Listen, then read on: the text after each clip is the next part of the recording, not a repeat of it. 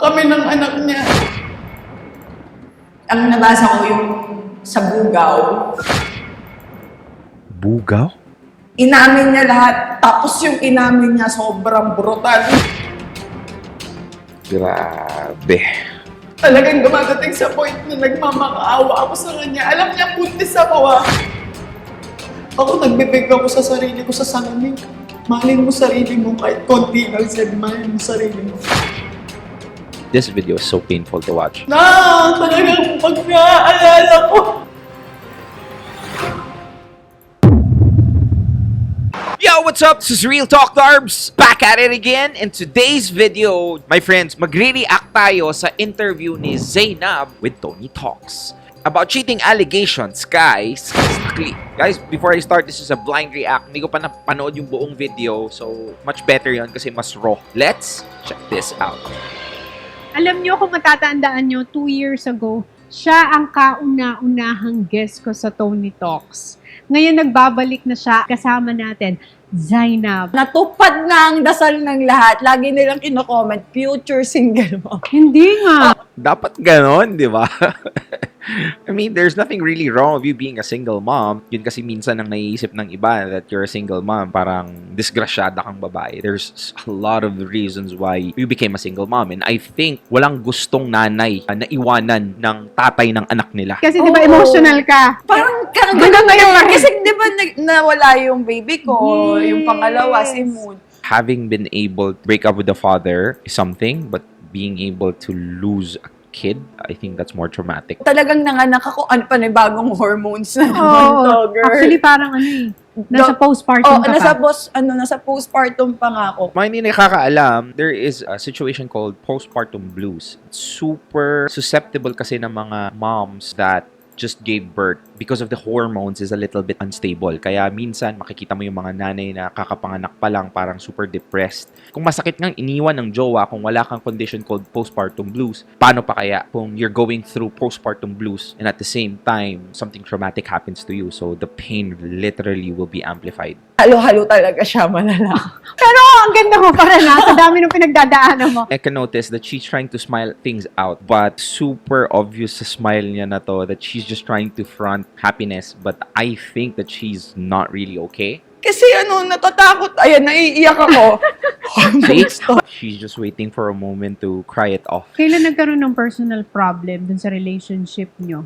Okay kami. Ito na. Kapag nag-aaway kami, ganun, tapos ikaw na yung nagbababa ng pride, gusto mong, dito ka na lang, wag mo akong iwan, mga ganun. Okay, guys, this is a very unpopular opinion. I'm gonna put this out there. So, I'm saying na pag-aaway. And at the end of the day, we still don't know what the reason of the fight was. Now, fine. It's not supposed to be the reason kung bakit kung magiging tatay ka na, iiwanan mo yung buntis mo na asawa sa pag-aaway na meron kayong dalawa. But at the end of the day, we still don't know the reason of the fight. Tapos, parang merong day na binigay sa akin si God na wag ako sumama sa kanya.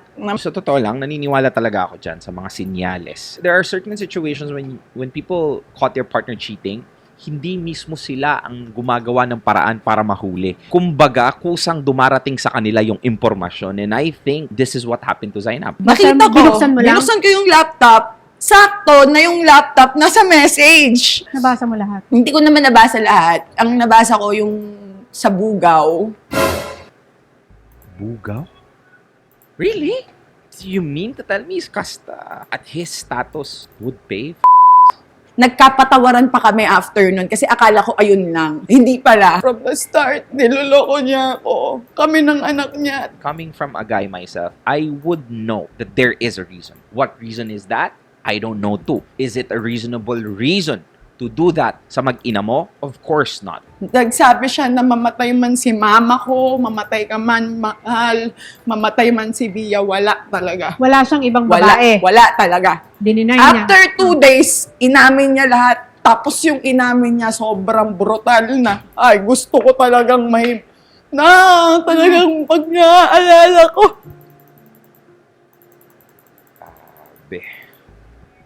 So, Skasta actually admits it. Grabe, no? Ang ganda ni Zainab. But at the end of the day, hindi talaga indikasyon na kung kahit gaano kakaganda, hindi ka maluloko.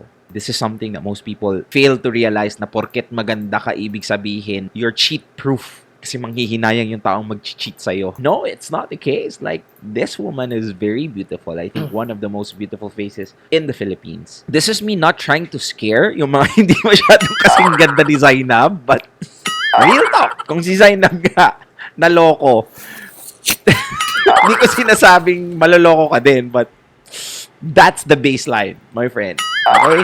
Pinatawad mo. Pinatawad kita ng buong... Hindi karupukan tanga or scripted yon. Actually, there are people who's claiming that what they're doing is actually part of a bigger picture of publicity because Kasta, I think, is having a release song right now and it's all about pagpapatawad. But I don't think so. I mean, there's no such thing as bad publicity daw. But no, I mean, this is too much damaging. It will do Kasta Klee's career more harm than good. Ano yung last straw mo na sabi mo? Tapos na. Ayoko na. Siguro- Sagad na to. Siguro nung sinabi niyang mamatay man yung nanay niya, ako, at si Bia. The need to protect oneself in exchange for the lives of your family. That's crossing the line. Even if those just are words. But knowingly wishing your loved one's death, that you're not doing something that you're actually doing, lying out like that, knowing that there's a possibility that the words that you're saying might be true, that the person that you love, your kids, your parents would die, that's a whole nother level of selfishness, I think. Terrace namin, nandoon talaga yung moon. Talagang inaano ko sa kanya na bantayan niya kami palagi. Kahit si Bia, lagi siya hi moon, nagaganon. Alam niya yung baby brother niya yun eh. Tapos kay Bia naman, lagi ko lang sinasabi sa kanya, gagawin ko talaga ate lahat, maging masaya lang kami. Kaya yung mga nanay dyan, don't ever think that the kid that you have is a burden. Because I'm telling you, that is a blessing. That is one of the major reasons why you're capable of going through life, going through extreme difficulty because of them. That most people would think that they are a disadvantage, but I know the kid that you have, even if without a father, could be the major reason why you're still fighting right now. The major reason why you'll still be happy right now. Nagla-labor ako. May paru-parong dumaan sa akin. Tapos nung nasa taas ako, yung kisame ko, umuulan, parang nagkaroon ng tulo sa may... Tulo? Isame? Paro-paro? Gusto. Yun yung malaking pinagpapasalamat ko kay Darren siguro. Na? Na binigyan niya ako ng Bia. Hindi pagkakamali na nagkabalikan kami uli. Hindi yun pagkakamali. Walang pagkakamali. Focus on the things that you should be grateful for. The kid that you have, the happiness that it might bring, the strength that it will give you. I think that's the reason why this becomes so trending because there's a lot of single moms out there who can relate to her. If we appreciate and become happy on what we got instead of what we lost. Kami ni Bia, nandito kami all out para sa kanya. Pero hindi niya kami nakita eh. Bali wala kami, tatlo, nila muna. Coming from a guy's perspective, bakit nagagawa ni Kasta Klee to? At the height of his career, I don't think he's still ready for this kind of setup. Zainab is willing to go all in. But Kasta, knowing the potential of what he maybe still have, the potential of being able to get all of those things out there up for grab, I think that's one of the major reasons bakit niya to ginagawa. And this is not a justification. I'm just trying to give you an idea on what could be a man's point of view as to why kayang gawin ng isang tao to sa mag-ina niya. This guy will mature for sure someday. You can hate this guy. Maybe at some point he deserves that because of what he did. But time will come that this guy will realize the mistake that he did and would admit it. Might not come today, it might not come tomorrow or the next 5 years, but I know one day when Kasta Klee is sitting somewhere happy with his life, he would look back to the time wherein he had this kind of situation na yung mga panahong bata pa siya. And I know he would have wished he would have done differently. Nung sinasaktan ko sarili ko noon. Sinasaktan ko na sarili ko. Dahil anong tingin mo sa sarili mo nun?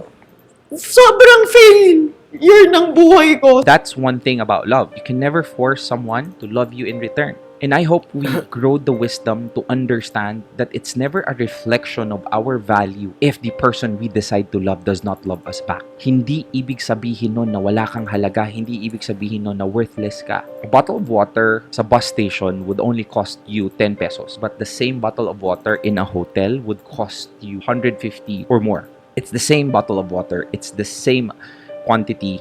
It's the same thing. The only difference is that they are in a different location. So if ever you feel as if you're not valued, it just so happens that you're not in the right place. Hindi lahat ng nakikita mo Totoo. Words are cheap, actions are expensive. You have to base someone's love through their action and not on what comes out from their mouth.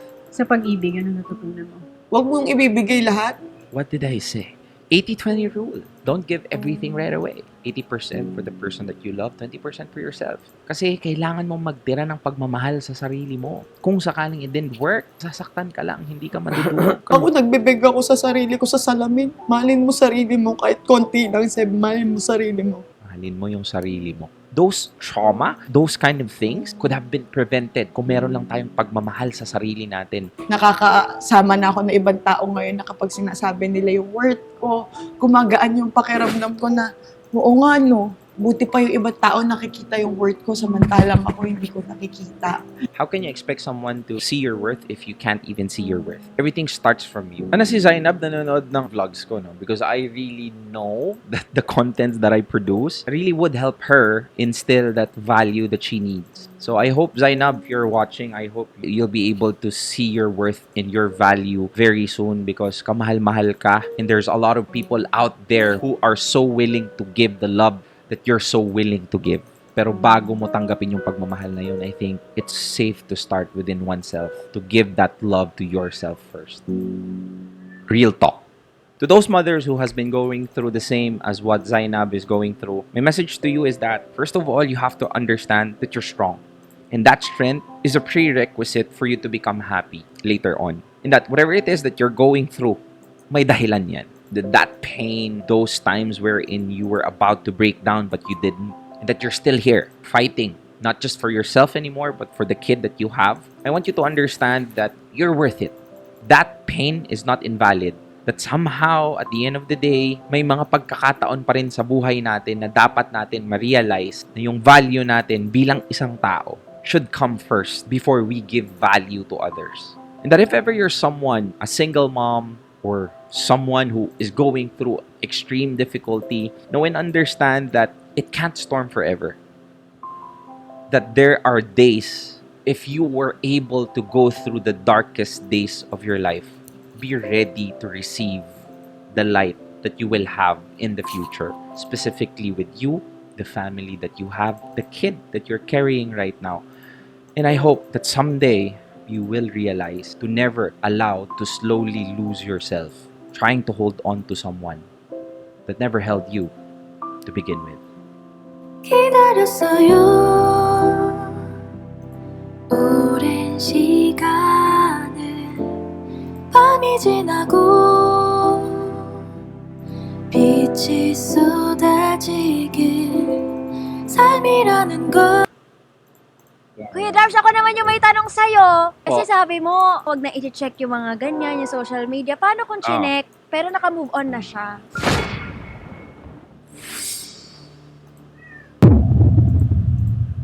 Isa kasi sa mga dahilan kung bakit hindi ka nakaka-move on agad-agad kasi nagja-jump ka agad sa distractions kahit yung buong puso mo ay hindi pa desididong mag-move forward. And that's the reason why our physicality might be moving forward because of the activities we choose to distract ourselves from. Pero at the end of the day, palagi ka pa rin bumabalik doon sa taong nanakit sa'yo. Palagi mo pa rin siyang naiisip kahit after 6 months. And most of the time, acceptance starts from decision. You have to decide regardless of what the outcome was. And most of the time, the outcome of that person being not with us anymore is painful. And that's the reason why most people are not able to accept that fact because masakit.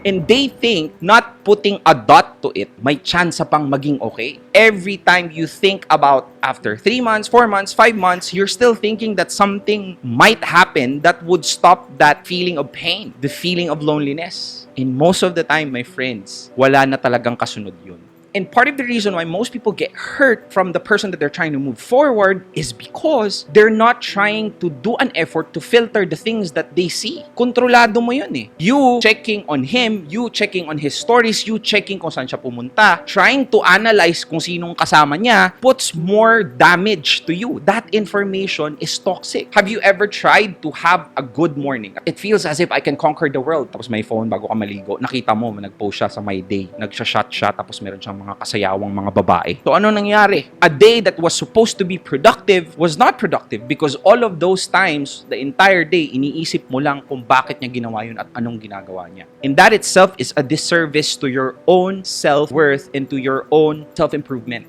Yun kasi minsan mas iniisip mo pa yung pakiramdam niya kaysa sa nararamdaman mo. And that is toxic mentality because most of the time, you're not doing it for that person, you're doing it for yourself. And if removing yourself from someone who's not doing you any good means that it allows you to improve yourself as an individual, by all means do.